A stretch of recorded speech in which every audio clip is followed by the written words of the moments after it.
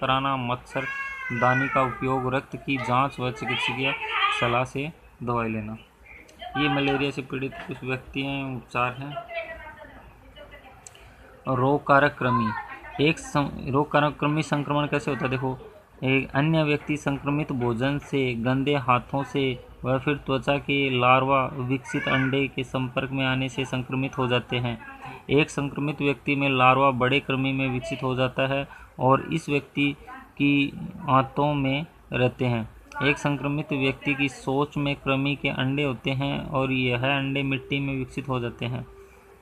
बच्चों की सेहत पर कृमि के हानिकारक प्रभाव हैं, ये आप देख सकते हो। इनको देखो, थकान और बेचैनी, भूख न लगना, पेट में दर्द, मितली, उल्टी, दस्त, मल में खून आना, खून की कमी, कुपोषण, पेट में सूजन, लगातार खांसी, वजन में कमी, ये हैं। कृमि संक्रमण से बचाव के तरीके हैं। खाने से पहले और शौच के बाद साबुन से हाथ धोएं। फलों और सब्जियों को खाने से पहले पानी से अच्छी तरह धोएं। साफ पानी या उबाल में पानी से धोएं। जूते पहने, नाखून साफ और छोटे रखें। खुली जगह में शौच न करें। शौचालय का प्रयोग करें।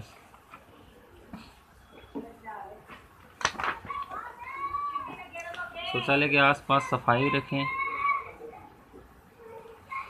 बच्चों को कृमि नियंत्रण से फ़ायदे समझाएं। कृमि नियंत्रण के फ़ायदे हैं। बच्चे आंगनवाड़ी या स्कूल रोजाना जा सकते हैं। वह चुस्त रहते हैं और उनमें रोग प्रतिरोधक क्षमता बढ़ती है। बच्चों का विकास सामान्य होता है।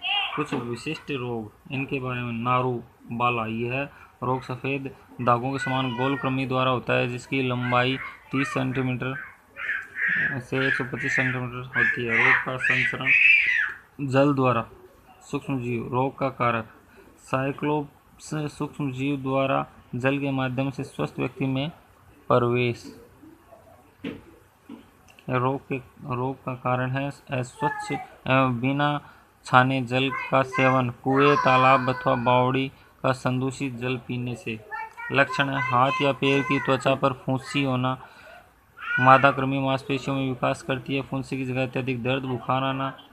ये इसके बचाव हैं, ये जैसे कि आपको दिख रहा है। आप वीडियो पॉज करके इनको स्टडी कर सकते हो। फिर कुष्ठ रोग है, इसके कारक यह रोग रोगी से निरंतर परस्पर स्पर्श द्वारा फैलता है। लक्षण त्वचा पर चकत्ते बनना। ये चकत्ते सुन्न होते हैं। इन पर चोट, जलन, दर्द आदि का अनुभव होता है।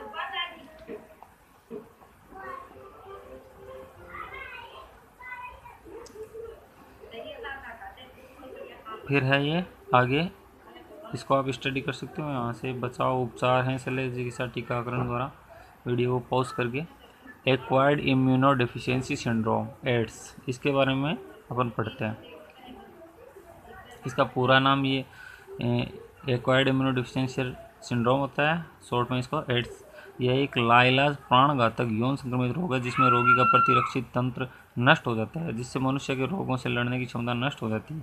रोग होने के कारण क्या है? HIV की फुल फॉर्म क्या होते हैं? ह्यूमन इम्यूनो डिफिशियंसी सिंड्रोम के कारण फैलता है। असुरक्षित यौन संबंधों के कारण, रक्त लेते समय एवं इंजेक्शन लगवाते समय दूषित सुई से, संक्रमित ब्लेड, उस्तरे तथा नाई द्वारा काम में लाए जाने वाले धारदार उपकरणों से होता है। संक्रमित मां से गर्भ में पल रहे बच्चों को हो सकता है। और ये देखो HIV का दिखा, रिवर्स ट्रांसक्रिप्टेज ग्लाइकोप्रोटीन आवरण, RNA प्रोटीड कोड। इसके लक्षण हैं लसिका ग्रंथियों में सूजन, रक्त की ब्लड प्लेटलेट्स की संख्या में कमी होने से ज्वर तथा रक्तस्राव, रात्रि के समय पसीना आना, शरीर के वजन में कमी, स्मृति कम, बोलने में कठिनाई, सोचने की क्षमता में कमी, प्रतिरोधी क्षमता कम होने के कारण अन्य रोगों के संक्रमण का खतरा। ये बचाव व उपचार हैं एड्स के। आगे नेक्स्ट देखते हैं कैंसर। यह एक घातक रोग है। रोग कारक ओकोवायरस है। इसका ओकोवायरस क्या है? रोग कारक। रोग का कारण कोशिका विभाजन, अनियंत्रित कोशिका विभाजन, तीव्रता। लक्षण है शरीर के अनियंत्रित कोशिका विभाजन वाले क्षेत्र में अर्बुद गांठ का निर्माण होना। प्रारंभिक अवस्था में गांठ में दर्द नहीं होता। अग्रिम अवस्था में गांठ में असहनीय दर्द होता है। यह रोग जीभ, कंठ, अस्थि, रक्त, फेफड़ों, गर्भाशय आदि में हो सकता है। बचाव ये हैं, यदि प्रारंभिक अवस्था में इसका पता चल जाता है तो कीमोथेरेपी व रेडियोथेरेपी से रोगी को बचाया जा सकता है। आवश्यकता पड़ने पर कैंसर ग्रसित अंग को निकालकर उपचार है शल्य क्रिया, कोबाल्ट, रेडियोथेरेपी व कीमोथेरेपी द्वारा। कोबाल्ट द्वारा भी इसका उपचार होता है। CO कैंसर का। हेपेटाइटिस ए रोग कारक वायरस। संचरण का माध्यम जल है। लक्षण है लीवर का कमजोर होना, लीवर में पानी बढ़ना, पाचन क्षमता का कम होना। बचाव, ये इसके बचाव है, उपचार है। फिर नेक्स्ट है हीमोफीलिया। यह एक आनुवंशिक रोग है। इसके जीन पुरुषों के लिंग गुणसूत्र अक्ष पर पाए जाते हैं और ये जीन स्त्रियों के माध्यम से एक पीढ़ी से दूसरी पीढ़ी में गमन करते हैं। इस रोग के साधारण चोट लगने पर रुधिर का बहना बंद नहीं होता, रुधिर का थक्का नहीं बनता है, अत्यधिक रक्तस्राव से मृत्यु हो जाती है। उपचार, रोगी को समय पर उचित रक्त समूह का रक्त चढ़ाकर बचाया जा सकता है। खाद्य विषाक्तन क्या होता है? फूड पॉइजनिंग को खाद्य विषाक्तन कहते हैं। सूक्ष्म जीवों द्वारा संदूषित भोजन से होता है ये लक्षण। उल्टी होना, जी घबराना कारक कारण ये है संदूषित भोजन में सूक्ष्म जीवों द्वारा विषैला पदार्थ उत्पन्न होना जो भोजन को जहरीला विषाक्त बना देता है। बचाव, संदूषित भोजन खाने से और उपचार, समय पर चिकित्सकीय परामर्श प्राप्त करें। स्वाइन फ्लू रोग का फैलने का कारण क्या है? संक्रमित व्यक्ति के संपर्क में आने पर गंदे व संक्रमित हाथों से। रोग के लक्षण गले में तकलीफ, जुकाम, बुखार। उपाय क्या है इसके? अपने हाथों को साबुन से बार बार धोएं, छींकते व खांसते समय रुमाल का उपयोग करें, भीड़ भाड़ वाली जगह पर जाने से बचें, मास्क का प्रयोग करें। और टेमी फ्लू उपचार है इसका। एनीमिया रोग का कारण है शरीर में लौह तत्व की कमी, शरीर में खून की कमी, रक्त में हीमोग्लोबिन की कमी। लक्षण है चेहरा सफ़ेद पड़ जाना, कमज़ोर होना, जल्दी थक जाना, चक्कर आना, जीभ सफ़ेद छाले होना। बचाव है शारीरिक आवश्यकताओं से पौष्टिक आहार, अंकुरित दालें, अनाज, पत्तेदार सब्जियां, अंजीर, चुकंदर, बैंगन, तिल आदि। उपचार, आयरन की गोली लीजिए। किशोरावस्था के विद्यार्थियों को एनीमिया से बचाव के लिए आयरन की गोलियां निःशुल्क वितरित की जाती हैं। इनका निर्देशानुसार सेवन करें। हमें एनीमिया से बचाव करना चाहिए। ये कुछ डायग्राम दे रखा है डेंगू या डेंगी।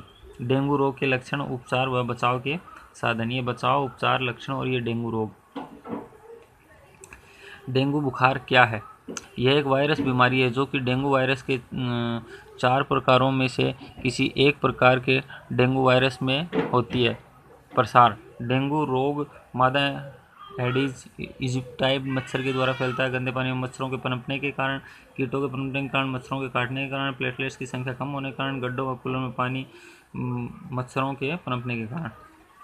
संक्रमित मच्छर के काटने के 3 से 14 दिनों बाद डेंगू रोग के लक्षण दिखाई देते हैं जो निम्नानुसार है। तेज ठंड लगकर बुखार आना, सिर दर्द, आंखों में दर्द, भूख कम लगना। और ये हैं देखिए इस तरह से। ये बचाव के उपाय हैं इसके। घर के अंदर जैसे कूलर और आसपास के गड्ढों में पानी जमा नहीं होने दें।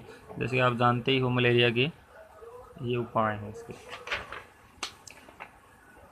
इधर कुछ उपाय। कूलर का उपयोग न होने पर उसमें जमा पानी को निकालकर सुखा दें। खिड़की और दरवाजे में जाली लगाकर रखें। शरीर को पूरा ढककर रखें। रात को सोते समय मच्छरदानी का उपयोग करें। मच्छररोधी स्प्रे, क्रीम आदि का उपयोग करें। अपना परिवेश स्वच्छ रखें। अपने आसपास में अगर किसी डेंगू मरीज का पता चलता है तो इसकी जानकारी स्वास्थ्य विभाग एवं नगर निगम को दें जिससे तुरंत मच्छरों की रोकथाम का प्रबंध किया जा सके। रोगी को तुरंत डॉक्टर की सलाह अनुसार आराम चाहिए और समय पर दवा लेनी चाहिए। ये इसका उपचार है। रोगी को पर्याप्त मात्रा में आहार और पानी पीना चाहिए। प्लेटलेट्स की जांच, पपीते के पत्ते का रस पीना चाहिए और ये प्लेटलेट्स की मात्रा बढ़ती है इससे। फिर इसमें टीकाकरण है कुछ। आपके बचपन में आपको स्वस्थ रखने के लिए आपकी माताजी समय समय पर टीकाकरण चार्ट के अनुसार टीके लगवाए होंगे। आपने टीवी अमिताभ बच्चन को पल्स पोलियो की दवा बच्चों को जरूर पिलाने का प्रचार करते देखा होगा। पोलियो ड्रॉप्स बच्चों को दिया जाने वाला एक टीका वैक्सीन है जो बच्चों को पोलियो रोग से बचाता है। तो इसके टीकाकरण से संबंधित कुछ इसकी डिटेल है जैसे कि आप पढ़ सकते हो। ये टीका वैक्सीन क्या होता है?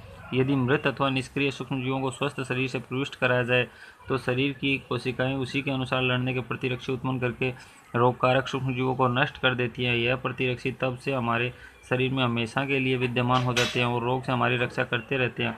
टीका वैक्सीन ऐसे ही कार्य करता है। हैजा 6, चेचक, हेपेटाइटिस जैसी अनेक बीमारियों को वैक्सीन टीके द्वारा रोका जा सकता है। क्या आप जानते हैं एडवर्ड जेनर ने 1796 में चेचक के टीके की खोज की थी। चेचक की खोज किसने की थी? एडवर्ड जेनर ने, ध्यान रखना। फिर ये इसके अंदर कुछ इम्पोर्टेंट तथ्य हैं जिनको आप वीडियो को पॉज करके और इनको अच्छे से स्टडी कर सकते हैं।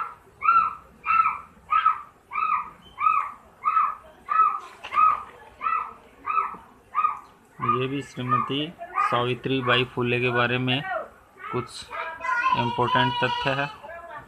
फिर इसके बाद में ये आपने क्या सीखा, इसको भी अच्छे से स्टडी कर सकते हैं। ये अभ्यास कार्य है।